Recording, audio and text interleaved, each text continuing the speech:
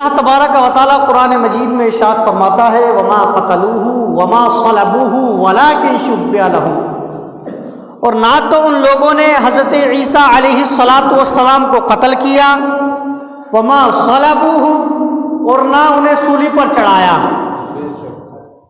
ولکن شبہ لہم، لیکن انہی کے جیسا ہم نے وہاں پر دوسرا موجود کر دیا۔ اب ہم شروع سے گفتگو کرتے ہیں۔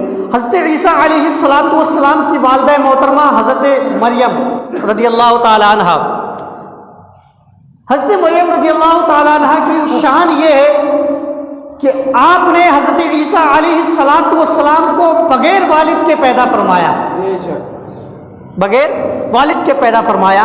حضرت مریم رضی اللہ تعالی عنہ کہ جو والد محترم تھے وہ بھی بہت اللہ والے تھے، حضرت عمران، اور آپ کی جو والدہ تھی حضرت حنا، تو یہ بھی حضرت مریم بھی بڑی دعاؤں کے بعد پیدا ہوئی۔ تو ان کی جو والدہ محترمہ تھی حضرت حنا اور ان کے والد محترم حضرت عمران، تو ان دونوں کو اولاد نہیں تھی، کافی ٹائم تک اولاد نہ رہی۔ ایک مرتبہ حضرت حنا ایک درخت کے نیچے لیٹی ہوئی تھی، ایک چارپائی کے اوپر، تو آپ نے ایک عجیب ماجرا دیکھا۔ آپ نے دیکھا کہ چڑیا کا گھونسلہ اس میں موجود، اس کے بچے ہیں، تو چڑیا دور دراز سے کہیں جاتی، ان کے لیے دانا یا کھانے کی کوئی چیز لے کر آتی اور ان بچوں کے منہ کے اندر وہ ڈالتی۔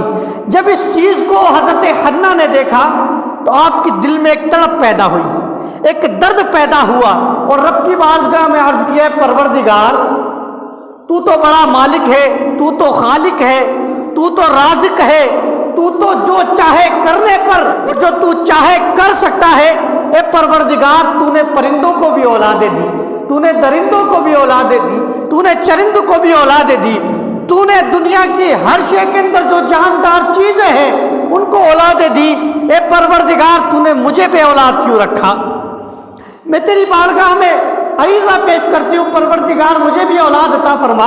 جب اس درد کے ساتھ حضرت حنا نے دعا مانگی تو رب تبارک و تعالیٰ نے ان کی دعا قبول فرمائی۔ جب دعا قبول فرمائی تو قبول فرمانے کے بعد جب آپ حاملہ ہوئی تو حاملہ کے اندر ہی آپ نے ایک منت مانی۔ جب حضرت مریم پیٹ کے اندر ہیں تو ان کی والدہ نے ایک منت مانی اور آپ نے کہا اے پروردگار یہ جو بچہ میرے شکم میں پل رہا ہے اس کو میں بیت المقدس کے لیے وقف کر دوں گی۔ اس وقت کے اندر چونکہ ایسا ہوا کرتا تھا کہ لوگ اپنی اولادوں کو بیت المقدس کے لیے اللہ کے گھر کے لیے وقف کیا کرتے تھے، تو آپ نے بھی منت مانی۔ جب آپ نے منت مان لی اور چند مہینوں کے بعد جب آپ کی ولادت ہوئی تو آپ دیکھتے ہیں کہ وہ تو لڑکی پیدا ہوئی، اور جو اس وقت وقف کیا جاتے تھے وہ صرف لڑکے ہوتے تھے۔ آپ بڑے تعجب میں ہو گئی، آپ پریشان ہو گئی کہ پروردگار میں نے تو جو منت مانی تھی میرا یہ خیال تھا کہ شاید لڑکا پیدا ہوگا تو میں اس کو تیری بارگاہ میں وقف کر دوں گی، تیرے لیے وقف کر دوں گی، بیت المقدس کے لیے وقف کر دوں گی، مگر اے پروردگار یہ تو لڑکی پیدا ہوئی ہے۔ لیکن بہرحال منت مان چکی تھی، اب اس کو پورا کرنا تھا۔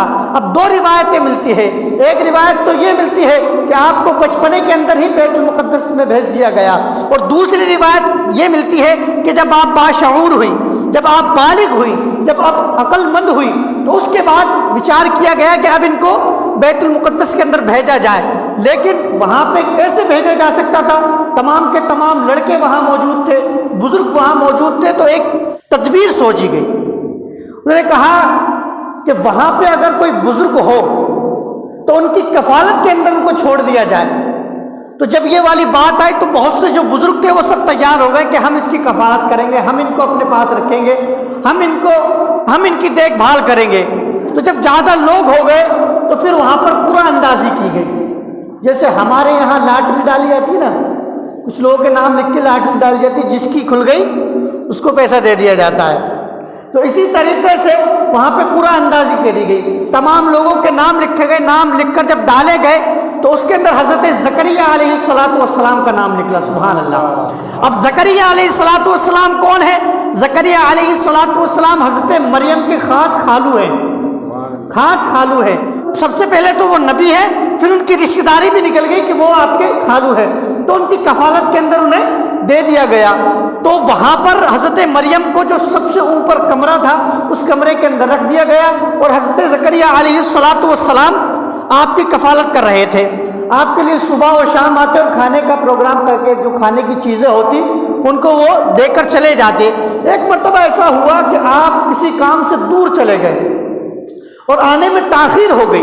جب آنے میں تاخیر ہو گئی، چونکہ کھانا حضرت مریم کو وہی لا کر دیا کرتے تھے، تو آپ پریشان ہوئے، آپ جلدی جلدی وہاں پر پہنچے اور آپ نے دیکھا تو کلما دخل علیہ زکریا المحراب وجد عندها رزقا قال یا مریم انا لک ھذا قالت هو من عند اللہ ان اللہ یرزق من یشاء بغیر حساب۔